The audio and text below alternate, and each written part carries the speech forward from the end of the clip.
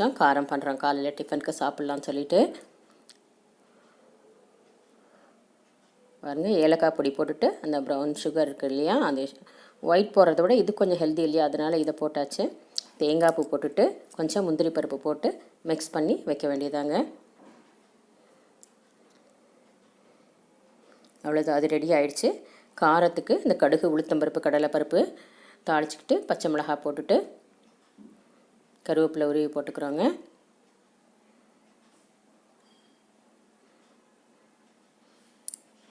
அது கூட இந்த முந்திரி பருப்பு வறுத்து வச்சுருந்தோம் இல்லையா, கொஞ்சம் அதுவும் போட்டுட்டு சாப் பண்ண ஆனியனையும் நல்லா ஃப்ரை பண்ணிக்கிட்டேங்க.